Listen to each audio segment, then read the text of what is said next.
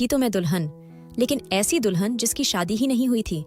हाँ, मैं ऐसी ही एक दुल्हन थी। मुझे लाल कपड़े पहनाए गए थे।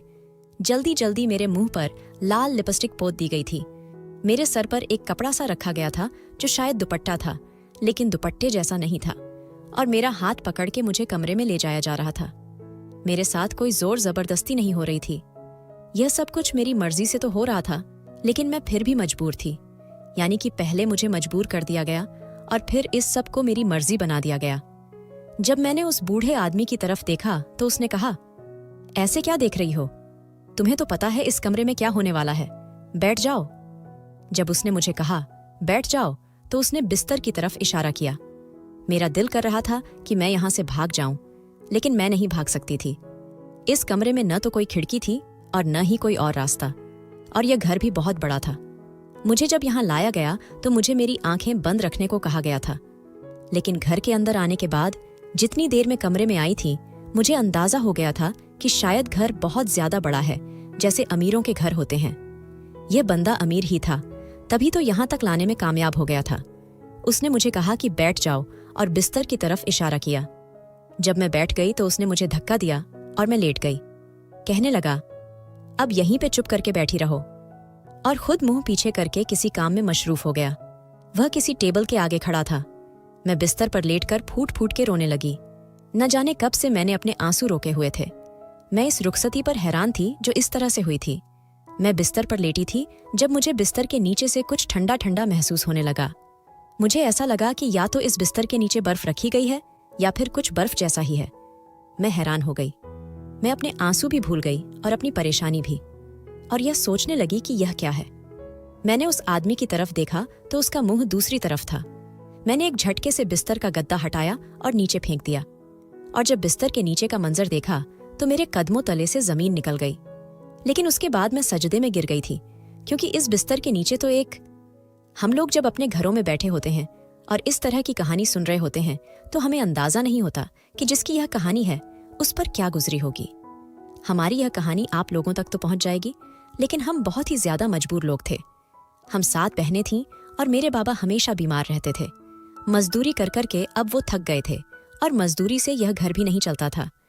मेरे बाबा को मेरी माँ बताती नहीं थी, और हम बहनों के हाथ में एक एक प्लेट पकड़ा के हमें मोहल्ले में भेज देती थी। किसी के घर से कोई थोड़ा सा सालन ले आता तो किसी के घर से कोई रोटी, कोई चावल, और इस तरह हम लोग दोपहर का खाना खा लेते थे। जब रात होती तो बाबा के लाए हुए पैसों से जो चीज बनती थी वो सब खाते थे। मेरी माँ कहती थी कि दोपहर में भी यही सब था, अभी बच गया है तो रात को खा रहे हैं। लेकिन वो खाना इतना कम होता था कि एक वक्त के लिए भी पूरा नहीं होता था। हम लोग मांग तांग के खाते थे, लेकिन अब 10 घरों में जाते तो उसमें से 8 घर हमें भगा देते थे कि तुम लोगों का तो यही काम है, हम अपने लिए बनाते हैं या तुम लोगों के लिए। हमारी बड़ी बेइज्जती होती थी, जिल्लत होती थी। हमें जब कहा जाता था जाओ जाओ माफ करो, तो अपना आप फकीर सा महसूस होता था। मेरा नाम महनूर है और मेरी सारी बहनें ही खूबसूरत थीं।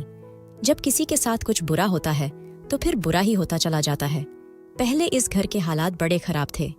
मेरी माँ एक निहायत ही जुगाड़ों वाली औरत थी। कहते हैं कि जब मर्द जुगाड़ लगाने वाला होता है तो औरत की जिंदगी बर्बाद हो जाती है, लेकिन जब औरत जुगाड़ लगाने वाली होती है तो औलाद की जिंदगी बर्बाद हो जाती है, क्योंकि वो अपनी जिंदगी को जुगाड़ के उसूल पे चलाती थी कि किसी से मांग के खा लिया बस ठीक है, कहीं से कुछ हो गया तो ठीक है, बस चल गया तो चल गया, गुजारा करो। और उनकी यह हरकतें कुछ ज्यादा ही अजीब थीं। हम पे क़यामत यह आई कि हमारा बाप इस दुनिया से चला गया और अब हम लोग बिल्कुल अकेले रह गए और यतीम हो गए। अब हमारे पास सिवाय मांगने के तो और कोई रास्ता वैसे भी नहीं था। पढ़े लिखे हम लोग थे नहीं, और जवान लड़कियों को यहाँ पर किसी ने अपने घर में काम भी नहीं देना था। यहाँ पे सारे गरीब ही रहते थे। अगर हम लोग किसी अमीर कॉलोनी में जाकर किसी के घर के बर्तन धोने का भी काम पकड़ लेते तो उसमें हमारा सरासर नुकसान था, क्योंकि यहाँ से ऐसी बड़ी बड़ी कॉलोनियां 3-4 घंटे दूर थीं। कौन रोज आता और कौन जाता। और फिर वही हमारी माँ का जुगाड़पन हमारे अंदर भी आया था कि जब मांग के पूरा हो रहा है तो मेहनत करने की क्या जरूरत है। बिजली हम लोगों ने कटवा दी थी। गैस हमारी अब तक आ रही थी, पता नहीं वो कैसे आ रही थी। घर में नलका लगा हुआ था, उसके पानी से हम लोग अपना गुजारा चलाते थे। नलका चला के हम लोगों के बाजू थक जाते थे। कुदरती हवा पे हमारे गुजारे हो रहे थे और सर्दी के मौसम का हम लोग इंतजार कर रहे थे। खाना पीना मांग के खा रहे थे, लेकिन किसी ने यह न सोचा कि मकान मालिक को क्या जवाब देंगे, क्योंकि उसने तो किराया लेने के लिए आ जाना था। वही बात हुई कि जब 2 महीने का किराया नहीं गया तो वो हमारे घर आ गया। उसने कहा कि मैं तो अब यहाँ बैठा हूँ, किराया लेकर ही जाऊंगा। उसको इतनी हया भी नहीं आई कि इस घर में कोई मर्द नहीं है। वो हमारे घर के आंगन में आके बैठ गया। उसने कहा कि 2 महीने का किराया तो आपने पहले नहीं दिया हुआ था और आज भी 19 तारीख है। अब मैं नहीं आता तो क्या करता? आपको पता है कि आपके किराए से मेरा घर भी चलता है। मेरे पास भी कोई इतने पैसे नहीं हैं। एक घर है, वो आप लोगों को किराए पे दिया हुआ है। ये बात तो थी कि उसने हमें ये घर बिना किसी एडवांस के दिया था, हमारे बाप की वजह से, क्योंकि वो हमारे बाप को जानता था। उसने जितनी शराफ्त हमारे साथ दिखानी थी वो दिखा चुका था। अब इससे ज्यादा शराफ्त वो दिखा नहीं सकता था। लेकिन हमें ये नहीं पता था कि वो शराफत नहीं दिखाएगा तो बेहयाई पे उतर आएगा। वो कहता था कि मेरा ये एक ही घर है जो मैंने आप लोगों को दिया हुआ है, लेकिन इसके बारे में मशहूर था कि डर पड़ता है। इस आदमी के बहुत सारे कारोबार हैं, ये बड़ा अमीर आदमी है। लेकिन जो आदमी जितना अमीर होता है वो उतना ही कंजूस भी होता है, और इसके साथ भी यही मामला था। मेरी माँ ने कहा कि अगर हमारे पास कुछ है तो बेशक आप हमारा घर देख लो, अगर आपको कुछ मिलता है तो ले जाओ। हमारे पास तो कुछ भी नहीं है, मेरे पास तो सिवाय मेरी बेटियों के कुछ भी नहीं है। वो सोच में पड़ गया। वो देख रहा था कि बिजली भी कटी हुई है, मोटर भी लगता है काफी अरसे से बंद है। घर में पतली सी दाल पक रही थी। उसने कहा कि हालात तो आप लोगों के वाकई बुरे हैं। हमें लगा कि हमारी बात समझ गया, पर आपने सही कहा कि बेटियों के अलावा आप लोगों के पास कुछ है नहीं। 3 महीने का किराया मैं माफ करता हूं जो आप लोगों ने नहीं दिया, लेकिन अगले महीने का किराया अगर आप लोगों ने नहीं दिया तो फिर आपको अपनी एक बेटी मुझे देनी होगी। मैं उसे अपने साथ ले जाऊंगा, एक रात उसे मेरे साथ गुजारनी होगी और इस तरह आप लोगों का किराया माफ हो जाएगा। मेरी माँ हैरान रह गई। मेरी माँ के मुंह में ना कोई बात आई ना गई। हमें समझ ही नहीं आया कि हम क्या बोलें। वो हमारे घर में बैठा था और असल में ये उसका घर था। हम उससे लड़ाई झगड़ा तो नहीं कर सकते थे। जैसे ही वो गया तो मेरी माँ ने एक झटका सा लिया और कहने लगी कि ये आदमी क्या कह के चला गया। पहले तो मेरी माँ ने ऐसा रद्द अमल दिया कि उसने अच्छा नहीं किया और उससे ऐसा नहीं कहना चाहिए था। लेकिन जब महीना सर पे आ गया तो कहने लगी कि एक रात की तो बात है, चली जाओगी तो क्या हो जाएगा। हम सब हैरान रह गए। मेरी बड़ी बहन को भेजने की बात हो रही थी, उसका नाम माही था। उसने कहा कि मैं नहीं जाऊंगी, आप कैसी बातें कर रही हैं। माँ कहने लगी कि अगर तू एक रात के लिए वहां नहीं जाएगी तो हम सब जाएंगे, क्योंकि जब हम इस घर में नहीं रहेंगे और सड़क पे हमें रात गुजारनी पड़ेगी तो फिर हमारे साथ क्या होगा। बस तू चली जा। मेरी माँ ने इतना कहा और वहां से चली गई। हम सारी बहनें आपस में बहस करने लगीं कि ये क्या बात हुई, अम्मी ने कैसी बात कर दी, क्या होगा, क्या करेंगे। लेकिन वही बात हुई कि वक्त आ गया और हमें माही को भेजना ही पड़ा, क्योंकि हमारे पास और कोई रास्ता नहीं था। उसने एक रात का कहा था, लेकिन वो 1 हफ्ते के बाद आई। जब हमने उसको देखा तो वो बिल्कुल नॉर्मल थी। हमने उससे पूछा कि तू ठीक तो है, क्या हुआ तेरे साथ? तो कहने लगी कि जो भी हुआ मैं बताना नहीं चाहती हूँ। उस आदमी ने मुझे मना किया है। उसकी हालत अच्छी लग रही थी, 1 हफ्ते में ही उसकी सेहत कुछ बेहतर लग रही थी। लगता था उसे वहां पे अच्छा खाना मिलता रहा था। उसने मेरी माँ के हाथ में 10,000 रुपये भी रखे और कहा कि ये भी उसी ने दिए हैं। मेरी माँ कुछ नहीं बोली और फिर ऐसे नॉर्मल हो गई जैसे कुछ हुआ ही नहीं। इस 10,000 रुपयों से हमारा महीना तो गुजर गया, लेकिन महीना गुजरने में देर कहाँ लगती है। इसी तरह अगला महीना आ गया। मेरी जो माही से छोटी वाली बहन थी, जो मुझसे तो खैर बड़ी ही थी, वो बहुत ज्यादा गुस्से वाली थी।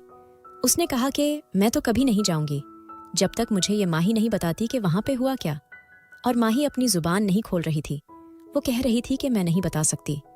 अगर उसको पता चल गया कि मैंने ये राज बाहर निकाला है तो वो हमें इस घर से ही निकाल देगा और इस तरह से भी काम नहीं चलेगा।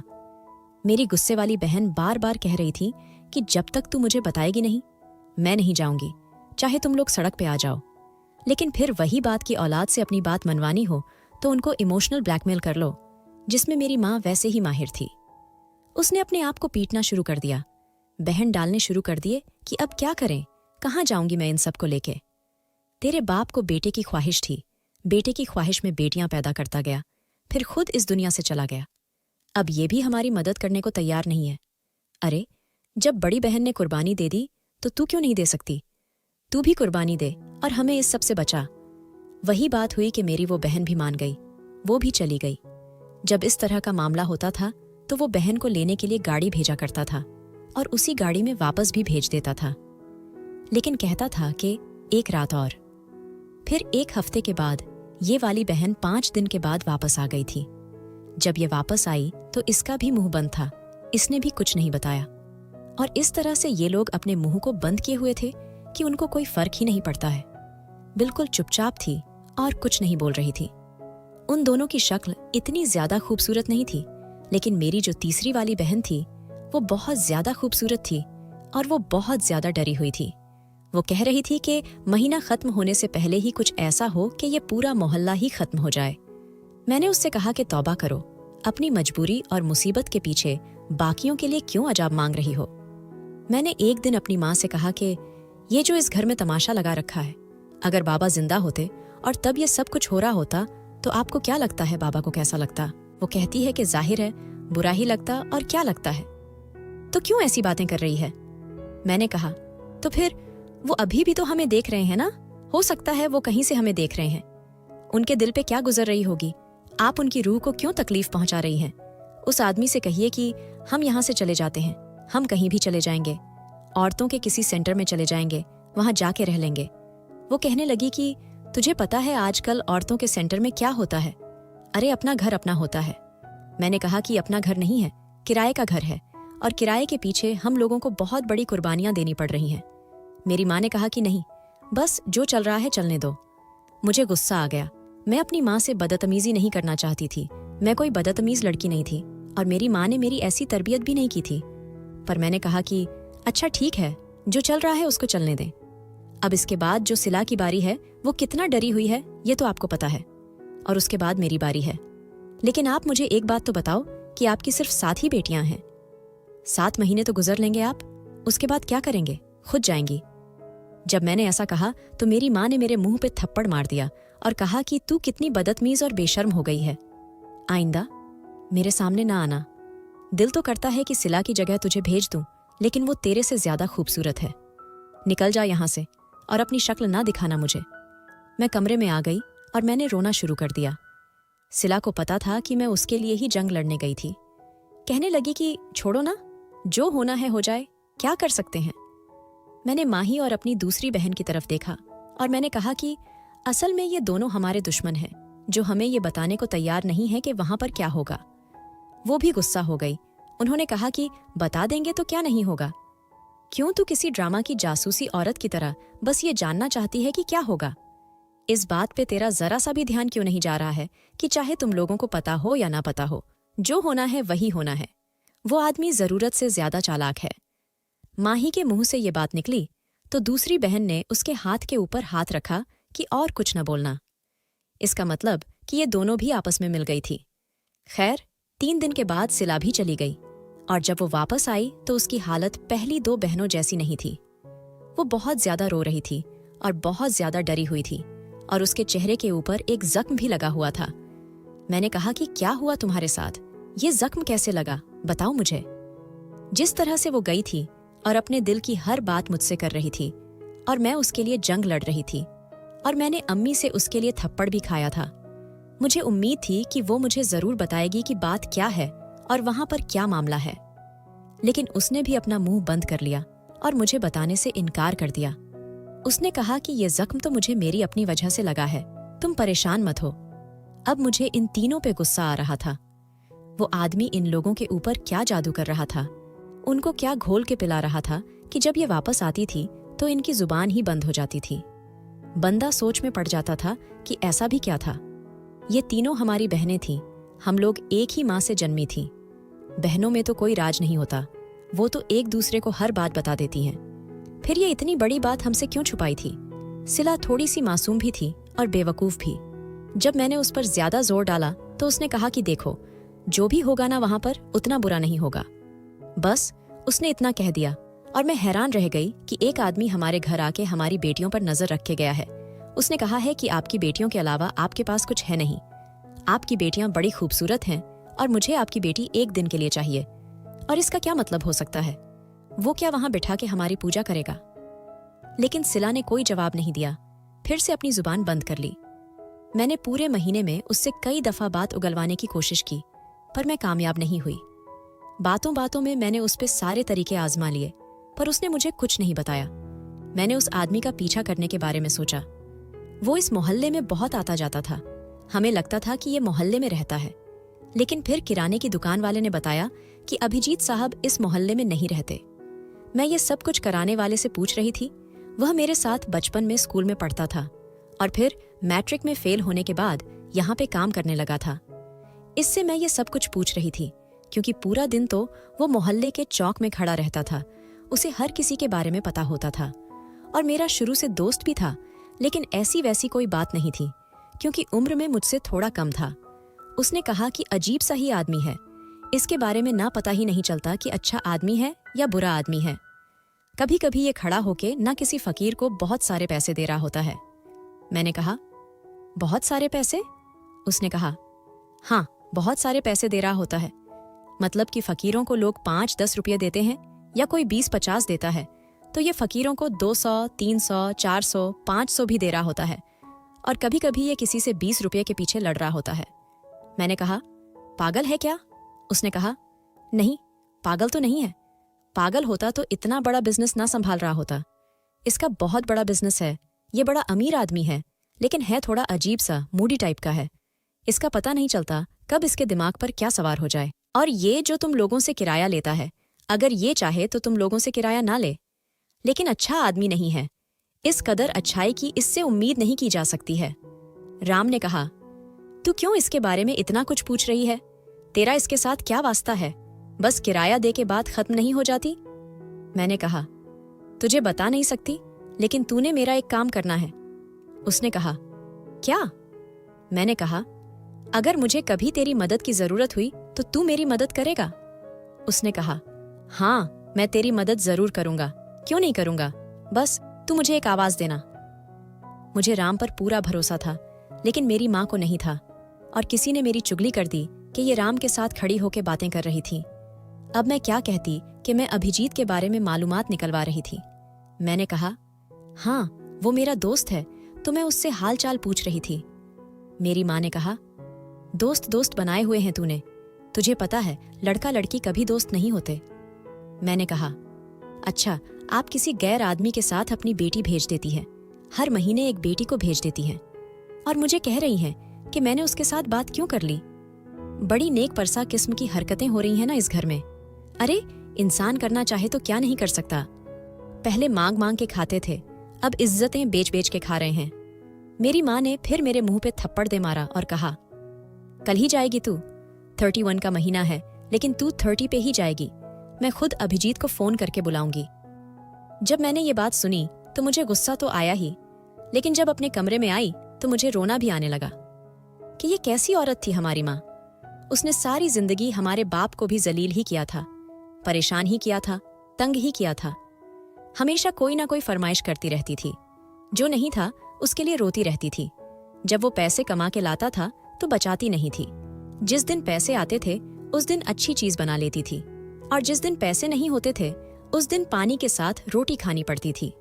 आदमी का काम पैसे कमा के लाना होता है, और औरत का काम उन पैसों को सही जगह इस्तेमाल करना और संभालना होता है। आदमी और औरत मिलके जब अपनी अपनी जिम्मेदारियां पूरी करते हैं तो तभी घर अच्छे तरीके से चलता है। लेकिन माँ के अंदर ऐसा कुछ नहीं था। वो एक जुगाड़ी औरत थी और जुगाड़ी औरत ही रहने वाली थी। अपने पति की मौत के बाद भी उसको अक्ल नहीं आई। अपनी बेटियों के साथ ये सब कुछ हो रहा था, उसके बाद भी उसके दिमाग के दरवाजे नहीं खुले थे, कभी भी खुलने वाले नहीं थे। लेकिन अब मुझे अपनी फिक्र पड़ी हुई थी। मैं बहुत ज्यादा परेशान थी। जब मुझे लेने के लिए वो लोग आए तो मैं सोच रही थी, चाहे मेरा एक्सीडेंट हो जाए और मैं मर जाऊं, लेकिन अगर मेरे साथ कुछ बुरा होना है तो वो ना हो। अब इस घर के अंदर गाड़ी आ चुकी थी। मैंने घर को एक नजर देखा। घर बहुत बड़ा था। शाम हो रही थी, अंधेरा हो रहा था, लेकिन पता चल रहा था कि घर बहुत बड़ा है। वहां से मुझे एक आदमी ने कहा, अपनी आंखें बंद करो। वो इस घर का नौकर लग रहा था। उसने कहा, आंखें बंद करो और मेरे साथ चलो। उसने मेरा बाजू पकड़ा और मुझे ले जाने लगा। मुझे अपने पैरों के नीचे फर्श महसूस हुआ, फिर कालीन महसूस हुई। फिर चलते चलते मैं एक कमरे में पहुंच गई जहां पे एक जोड़ा पड़ा हुआ था, कुछ सजावट का सामान था और एक औरत खड़ी हुई थी। जब मेरी आंखें खुलीं, मैंने कहा, ये क्या हो रहा है यहाँ पे?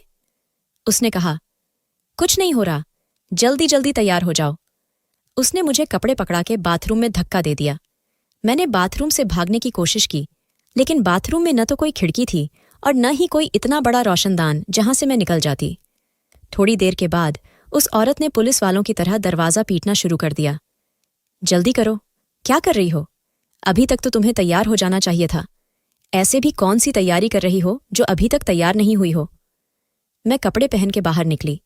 कपड़े उतने शानदार नहीं थे, बस लाल रंग के थे, और मैं बस लाल रंग के कपड़ों में ऐसी लग रही थी जैसे कोई हल्की सी तकरीब की दुल्हन हो। उसके बाद उसने मेरे चेहरे को पकड़ा और अजीब से अंदाज में मेकअप करने लगी। उसने मेरे होंठों पे लाल लिपस्टिक लगा दी और आंखों में काजल डाल दिया। मेरे सर पे एक अजीब सा दुपट्टा करा के बोली, चलो। मैं हैरान रह गई। मैंने कहा, तुम कौन हो? क्या होने वाला है मेरे साथ? मुझे दुल्हन क्यों बना रहे हो?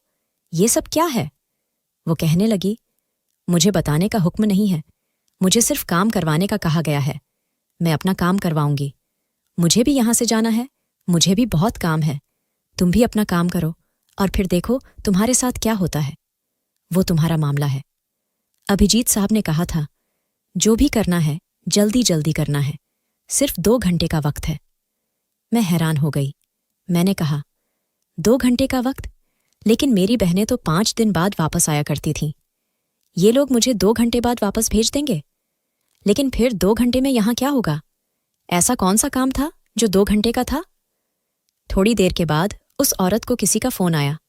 उसने कहा, हाँ, तैयार है यार। तो मैंने कर दिया। अच्छी लग रही है लड़की, खूबसूरत है, बस थोड़ा सा तैयार किया, लेकिन अच्छी लग रही है। अब ज्यादा तैयार तो नहीं कर सकती ना? आपने ही तो कहा था कि जल्दी जल्दी करना है। हाँ, बस ठीक है। अच्छा चलो ठीक है, 10 मिनट? हाँ ठीक है। वो किसी से बात कर रही थी और मैं सिर्फ एक तरफा कॉल ही सुन सकती थी, मतलब सिर्फ उसकी आवाज ही सुन सकती थी। उसने मुझे कहा, 10 मिनट में आ रहे हैं। मैं साइड पे बैठ गई और मैंने उसे कहा, मुझे पानी पिला दो। तो कहने लगी, चल, की कर रही हो मेरे साथ? मुझे कहा गया था कि तुम्हारी कोई बात ना मानूं। अगर तुम पानी मांगो तो तुम्हें पानी भी नहीं दूं। ये जो तुमने बाथरूम में ज्यादा टाइम लगाया है ना, ये भी तुम नहीं लगा सकती थी।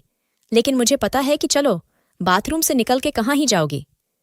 मैंने कहा, इतना तो बता सकती हो ना कि तुम यहां पे क्या करती हो?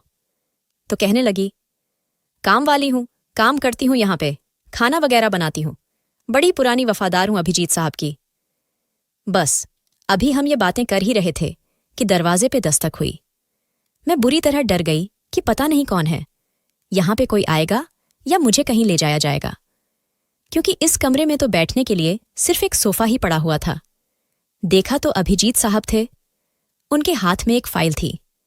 उन्होंने कहा, इस पे दस्तखत करो, पढ़ी लिखी तो हो ना, या अंगूठा लगाओगी? मैंने कहा, ये क्या है? उन्होंने कहा, ये तुम्हारी तरफ से इजाजतनामा है कि इस घर में तुम्हारे साथ जो भी हो उसकी तुम हमें इजाजत देती हो। मैंने कहा, मैं किसी ऐसे कागज पे दस्तखत नहीं करूंगी। उन्होंने कहा, हमने तुम्हारी बहनों से भी करवाए थे, उन्होंने तो कर दिए। जब मेरे पास फाइल आई, मैंने इसे पढ़ने की कोशिश की, लेकिन उन्होंने इस पे हाथ रखा हुआ था। मैं पढ़ नहीं पा रही थी कि क्या है। मतलब कोई भी कॉन्ट्रैक्ट हो, उसकी मुख्य हेडिंग ऊपर होती है, और वहीं पे उन्होंने हाथ रखा था। उन्होंने गुस्से से कहा, जल्दी दस्तखत करो। डर के मारे मैंने दस्तखत कर दिए। फिर उन्होंने उस औरत से कहा, ये कैसा तैयार किया है इसको? उसने कहा, जी इतना ही हो सका है। उन्होंने मुझे एक नज़र देखा और कहा, ठीक है, बस इतना चलेगा। फिर उन्होंने मुझे कहा, चलो। मैंने कहा, देखो, मैं तुम्हारे साथ कहीं नहीं जाऊंगी। तुमने मेरी बहनों के साथ जो कुछ किया हो, मैं वैसे नहीं हूं, मैं कहीं भी नहीं जाऊंगी। उन्होंने कहा, अरे बातें मत करो यार, पहले ही बहुत वक्त जाया हो रहा है, कुछ नहीं होता तुम्हारे साथ, बस चलो हमारे साथ। मैं हैरान हो गई कि यह कह रहा है कि कुछ नहीं होता, जबकि मुझे दुल्हन बना के पता नहीं कहाँ ले जा रहे हैं। उसने मेरा हाथ पकड़ लिया और कहा, तुम ऐसे नहीं मानोगी ना, बस चलो। मेरे पास आखिरी हरबा ये था कि मैं इनकार करूं, जिद करूं और कहूं कि नहीं, मैं नहीं जाऊंगी।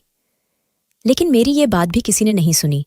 मैं मुज़ाहमत भी कर रही थी, पर वो लोग मुझे लेकर जा रहे थे। वो मुझे एक कमरे में ले आए और उसने दरवाज़ा बंद कर दिया। कमरे में आते ही उसने मेरा हाथ छोड़ दिया। मैंने कमरे को देखा तो हैरान रह गई। ये कमरा किसी का बेडरूम लग रहा था। बहुत खूबसूरती से सजाया गया था, लेकिन साफ सुथरा बिल्कुल भी नहीं था। यहाँ के मामलात बहुत खराब लग रहे थे। ऐसे लग रहा था कि इस कमरे में 4-5 बच्चों को छोड़ दिया गया हो, जिन्होंने यहाँ ऊधम मचाया और अब वो यहाँ से चले गए हैं। उसने कहा, बैठ जाओ, खड़ी क्यों हो? जब उसने बिस्तर की तरफ इशारा किया तो मैं डर गई। कमरे के अंदर एक क्वीन साइज का बेड पड़ा था, जो थोड़ा छोटे साइज का था। उसके ऊपर गद्दा भी बहुत पतला था और पतली सी चादर बिछाई गई थी। कमरे की दीवारें, पर्दे, सब कुछ बहुत अच्छा था, लेकिन बाकी सब चीजें अजीब सी थीं। जैसे मैंने पहले बताया था, बिल्कुल भी सफाई नहीं थी। वो औरत कह रही थी कि मैं यहाँ की नौकरानी हूँ, पता नहीं क्या करती थी। घर तो ऐसे लग रहा था जैसे कभी किसी ने सफाई ही नहीं की। मैं बेड पे नहीं बैठी। वो साइड पे खड़ा होके फोन में कुछ कर रहा था। उसने कहा, बैठ जाओ थोड़ी देर के लिए, बात क्यों नहीं मानती हो? मैंने दिल में सोचा, तुम्हारी बात क्यों मानूं? तुम हो कौन? थोड़ी देर के बाद उसको न जाने क्या गुस्सा आया कि उसने मुझे बेड के ऊपर धक्का दे दिया।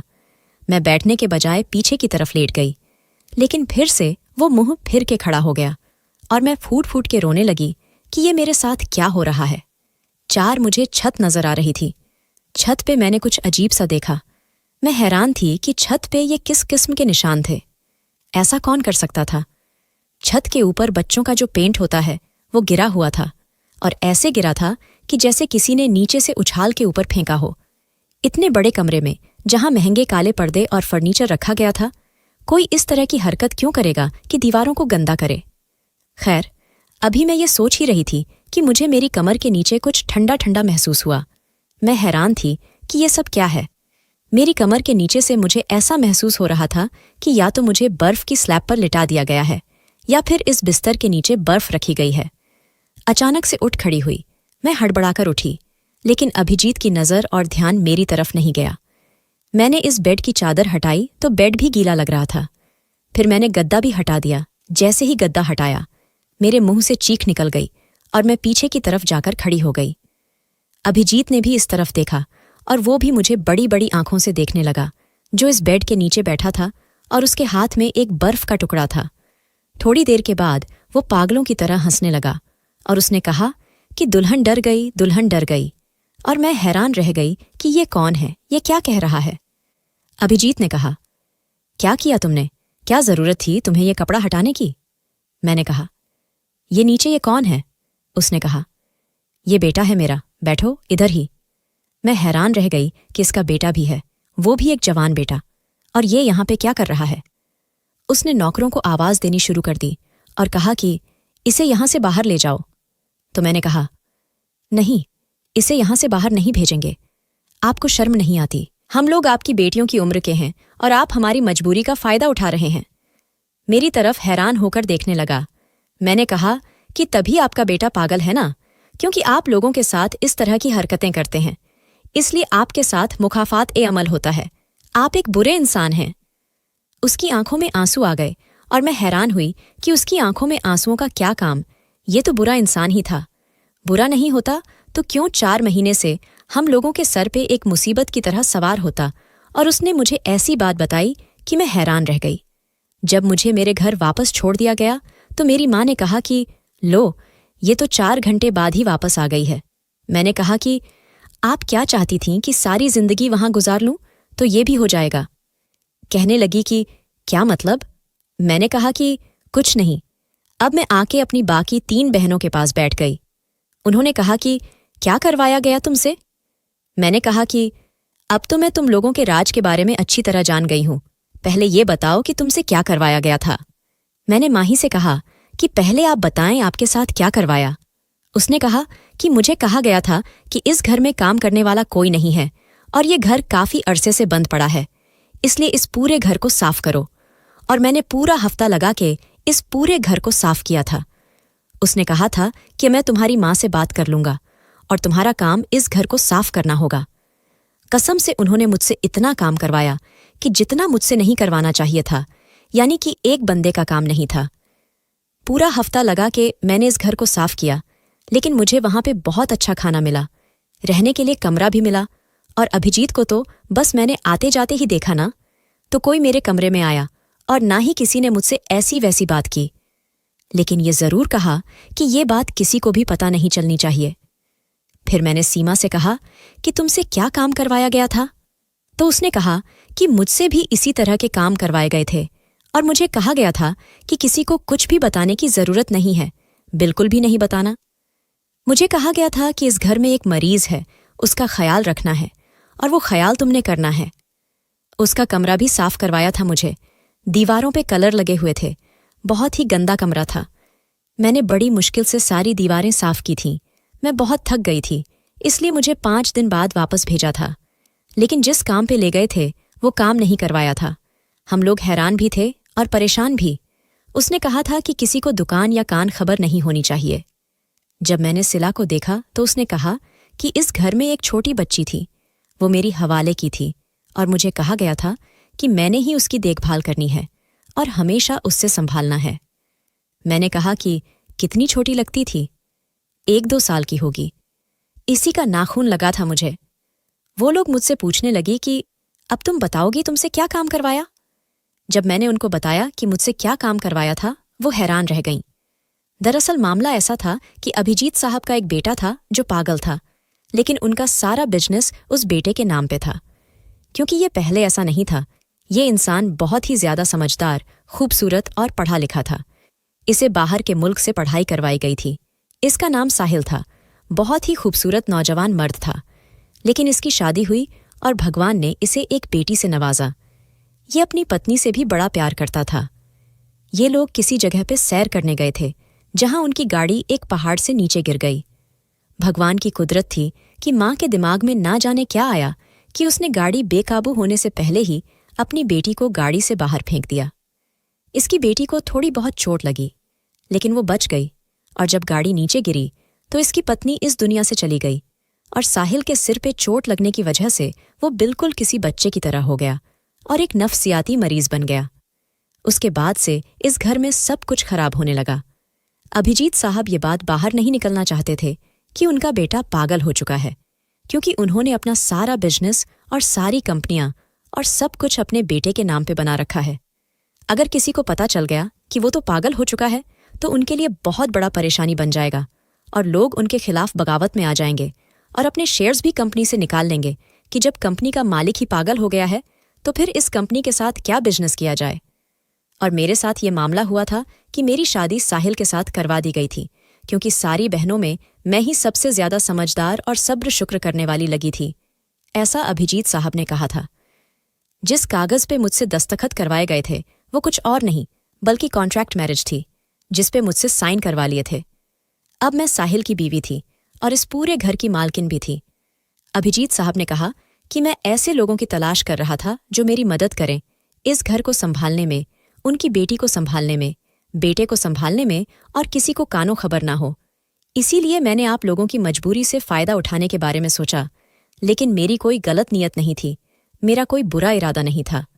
अगर मैं आपकी माँ को पहले ही सब कुछ बताता तो वो शायद कुछ और ही कहती, क्योंकि आपकी माँ बहुत ज्यादा चालाक हैं और मैं नहीं चाहता था कि जहां मैं उनकी मजबूरी से फायदा उठाने का सोच रहा हूं वहां वो मुझे मजदूर समझ के मेरी मजबूरी से फायदा उठाना शुरू कर दें। इसीलिए मैंने ये सब कुछ नाटक किया था और आप लोगों को कहा था कि किसी को कुछ नहीं बताना।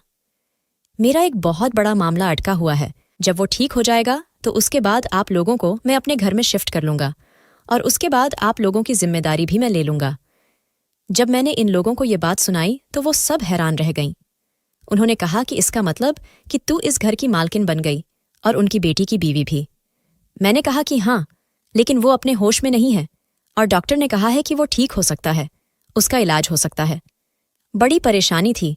हम लोगों के साथ ऐसा मामला हुआ था कि हमें ऐसा लगा था कि हमारे ऊपर बहुत बड़ी मुसीबत टूटेगी और इसकी जगह हमारे ऊपर थोड़ी कम बड़ी मुसीबत टूट गई थी, तो हम लोग इसलिए नॉर्मल होके बैठ गए थे कि चलो खैर है। हम लोग इस घर में शिफ्ट हो गए। मेरी सबसे छोटी वाली 2 बहनों को कॉलेज में दाखिल करवा दिया गया क्योंकि पैसे की कमी की वजह से उनकी पढ़ाई का हर्ज हुआ था। बाकी हम सब ने तो एफ किया हुआ था। सिला बच्ची का ख्याल रखती थी। वो बच्ची उसके साथ खुश रहती थी क्योंकि वो बच्ची उसे अपनी माँ समझने लगी थी। वो भी बहुत ज्यादा खूबसूरत थी, खाना वगैरह बनाती थी और मैं अपने पति साहिल को संभालती थी। वो मुझे अपनी साबिक पत्नी रहा का नाम लेके बुलाता था, लेकिन मुझे फर्क नहीं पड़ता था। मैं उसके डॉक्टर से भी मिली। उन्होंने भी मेरे साथ एक लंबी मुलाकात की और मुझे बताया कि इसे किस तरह से हैंडल करना है, इसे किस तरह से ठीक करना है, कैसे ये नॉर्मल होगा, कैसे सब कुछ ठीक होगा। उन्होंने बहुत उम्मीद दिलाई थी। अभी इस बात को 1 साल हो गया। हम लोग यहीं पे रह रहे हैं और मेरी बड़ी वाली बहन का रिश्ता भी अभिजीत साहब ने करवा दिया है। वो कहते हैं कि सारी जिंदगी तो इसे यहाँ पे नहीं रख सकते हैं, बाकी आप लोग इतने सारे हो कि 1-2 की शादी हो गई तो बाकी मिलकर भी इस घर को संभाल सकती हैं। तो यूं ही अभिजीत साहब को इतना बुरा समझ रहे थे, बेशक अपनी मजबूरी के तहत ही, लेकिन उन्होंने हमारे लिए इतना कुछ कर दिया और वो हमारे सिर का साया बन गए। मैं रहने के लिए अच्छी जगह मिल गई, खाना पीना मिल गया, हमारी शादियां भी करवा रहे थे, हमारी पढ़ाई भी करवा रहे थे। शायद इस सब में सबसे ज्यादा नुकसान मेरा हुआ था, लेकिन वो नुकसान किसी भी वक्त फायदा में बदल सकता था क्योंकि डॉक्टर का कहना था कि साहिल किसी भी वक्त ठीक हो सकता है, लेकिन कब ये किसी को भी पता नहीं। बस इसी उम्मीद पे मैं अपनी जिंदगी गुजार रही हूं। माही की शादी हो गई है और सीमा का भी रिश्ता पक्का हो गया। मेरी माँ को हमने समझाया था कि आपने फिर चालाकी कोई हरकत नहीं करनी और फिलहाल ठीक है, उनका रवैया भी ठीक है। दोस्तों, वीडियो कैसा लगा? कमेंट करके जरूर बताएं। वीडियो को लाइक और चैनल को सब्सक्राइब जरूर करें।